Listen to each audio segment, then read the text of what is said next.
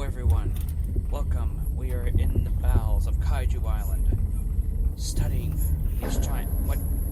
Hold on. Shh. Something's coming. What is it? Oh crap. I see it. Oh my god. What? I can't believe what I'm seeing. Oh shit, it's found something else. Oh shit, please do not fight. Not right now. Not right now. I got my research to do. Come on. Please, not right now. Oh, okay, it's walking away. Oh, thank God. This is Kaiju Review for you. Hello, everyone.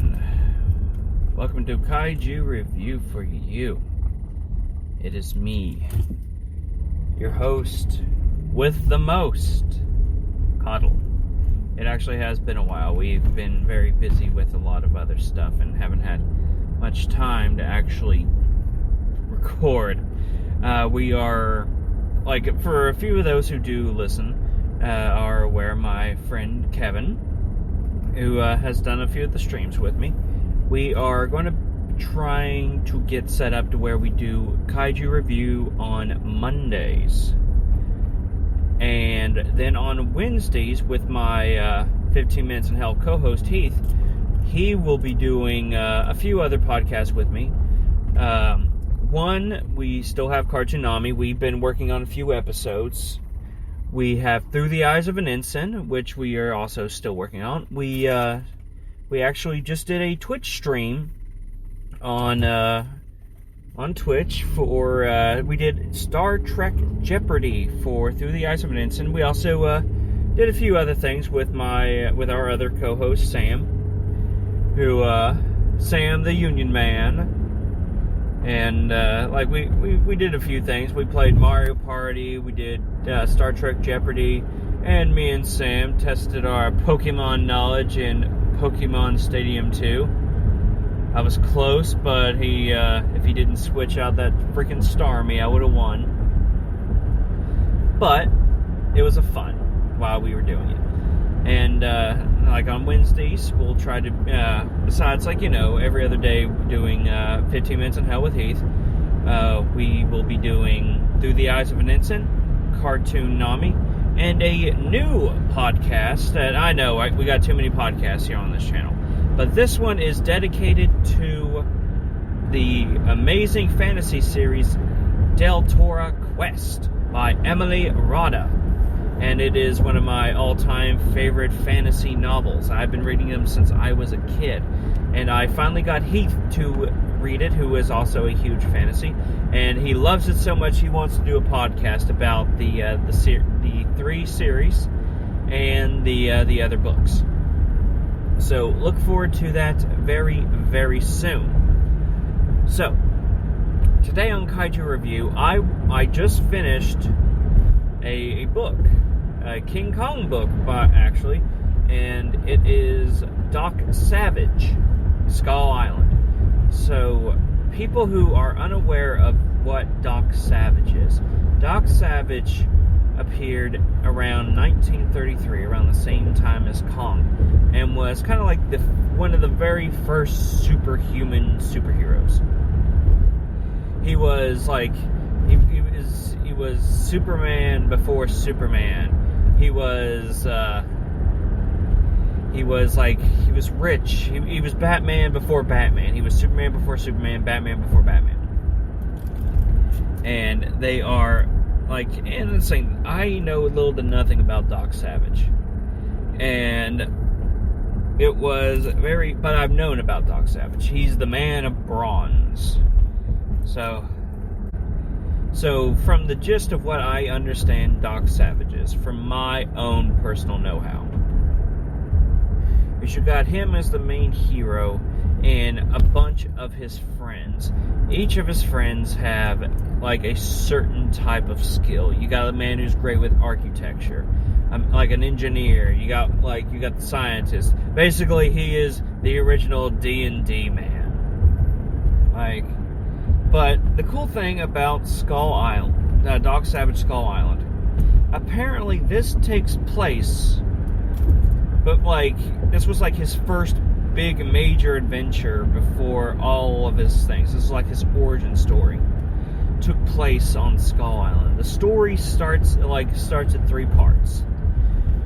Now, I'm gonna say, like, this is, like, for me, I had a little hard time getting through, like, the first 2 parts of the book. They were interesting, it was cool, but at the same time, I was like, I want to get the Kong. So, the first part, so the book opens up taking place right after Kong fell off the Empire State Building. So, for those who are aware of Joe DeVito, like, this is in the Joe DeVito verse, with William Murray as the writer for this.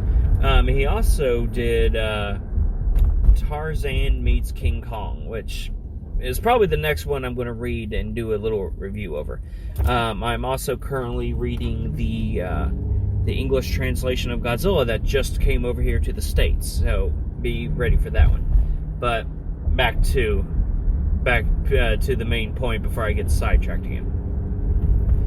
So it gets to the point, like, so after Kong falls and stuff, apparently the building that they were climbing, the Empire State Building, is also where Doc Savage's main office is.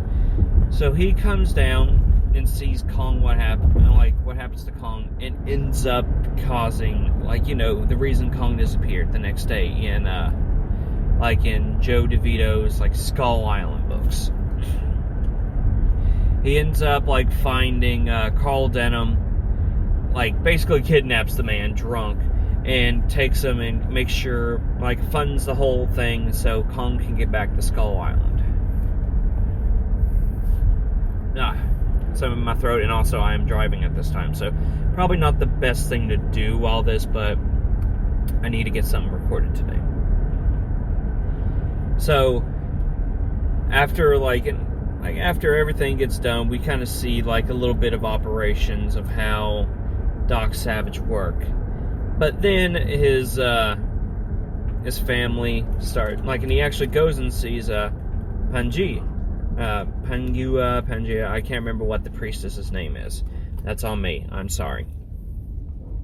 And, like, they reminisce like old friends and stuff. And then Doc Savage goes back to his to his office, and all of his friends are going like, "Hey, what's going on here? What do you mean you know about Kong?" And he tells about his first adventure, where we go into part 1, which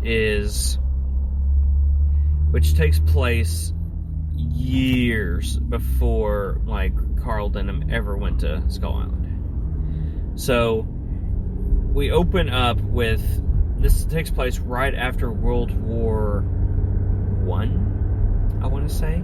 It's after the Great War, so I would say probably World War I. So Doc Savage gets summoned by his father, Clark Savage, and ends up, like, trying to find their grandfather, Stormalong Savage, who was this great and mighty sailor of the 7 seas. Like, it was fantastic. I'd say, like, reading about Stormalong Savage, like, I wanted to know more about this guy, and I'm glad, like, I got to read this character. He is fantastic.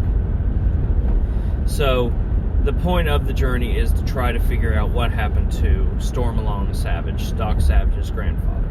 So from here on out, we're going to go with Stormalong as the grandfather, Captain Savage, who is Clark Savage, like Doc Savage's father, and then we'll go with Doc, who is Doc Savage, of course. And so Doc ends up getting summoned by Captain Savage, who wants to find Stormalong. And they start, like, kind of retracking his steps and stuff, because they end up finding a map of Skull Island, and they're trying to figure out, like, where it is. And it was, like, the last thing he received from his father, like, from Stormalong. So they end up going on the boat, and that's the whole point of book 1, is they're sailing to Skull Island.